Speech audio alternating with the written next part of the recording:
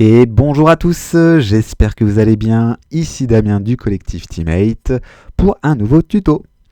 Alors aujourd'hui, un tuto Photoshop axé web design, puisque l'on va apprendre à créer et à penser un gabarit de page où l'on intégrera une vidéo en HTML5 qui tournera, on va dire, en boucle et qui prendra 100% de la width, donc de la largeur de la fenêtre de page du navigateur.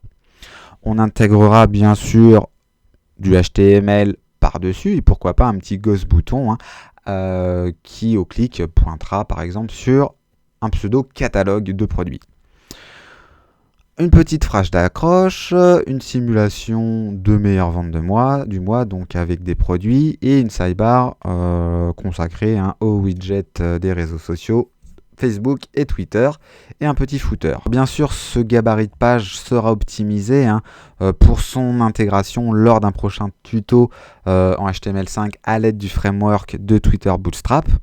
D'ailleurs, je vous invite à suivre le dernier tuto que j'ai publié sur tuto.com dédié aux grilles adaptives du framework. Donc c'est ce qui va gérer le responsive du site. On ne verra pas forcément de choses extraordinaires liées à Bootstrap puisque ce sera plutôt un tuto axé HTML5 et vidéo, mais bien sûr on apprendra des petites astuces supplémentaires pour customiser le site. Je peux vous montrer à quoi va ressembler le résultat final lors du prochain tuto. Donc voilà, un site on va dire assez dynamique puisque la vidéo tournera en boucle en arrière-plan. Donc bien sûr on verra les formats, on verra aussi comment utiliser différentes sources de vidéos puisqu'il y a des navigateurs qui sont un peu plus réticents en fonction de certains formats. Donc on verra comment créer 2, 3 voire 4 sources différentes de vidéos et laisser le navigateur piocher automatiquement la bonne vidéo.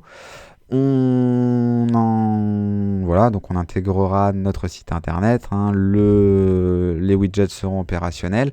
Bien sûr, il sera responsive. Si on réduit un petit peu la fenêtre, vous voyez que la vidéo se retaille par rapport à la largeur de ma fenêtre.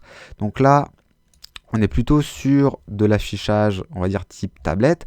Bien sûr, le menu aussi sera aussi toujours on va dire fixé en haut. On utilisera donc une classe de Bootstrap qui nous permet de gérer ça. Donc là, vous vous rappelez que l'état précédent, on avait notre sidebar qui était à droite. Si on réduit tout ça, donc là, on est plutôt sur de l'affichage, on va dire type tablette. Et on verra comment, grâce aux grilles, à repenser, on va dire, notre sidebar et à plutôt l'insérer sur 2 colonnes en bas de page. Et puis, bien sûr, ici en bas, un footer qui sera toujours présent. Si on réduit tout ça un petit peu plus, on verra qu'on peut supprimer certains éléments qui peuvent polluer lors de la lecture linéaire sur mobile. Le ghost bouton ici ne sera pas forcément nécessaire, on pourra l'enlever lors de l'intégration. Bien sûr, on aura un menu minifié et toujours visible en haut de page. Et puis pareil, les fiches produits qui seront plutôt mises en avant pour faciliter la bonne lecture sur mobile. La sidebar ainsi que le footer pourront être enlevés puisqu'on n'a pas forcément besoin. Sur du mobile, l'information doit être directe et puis les écrans maintenant sont pas forcément très grands. Donc du coup, voilà, on essaye de mettre les informations les plus importantes. Donc voilà ce qui vous attend au programme des 2 prochains tutos. Aujourd'hui, on se consacre au Photoshop. Donc je vous retrouve tout de suite pour commencer le tuto.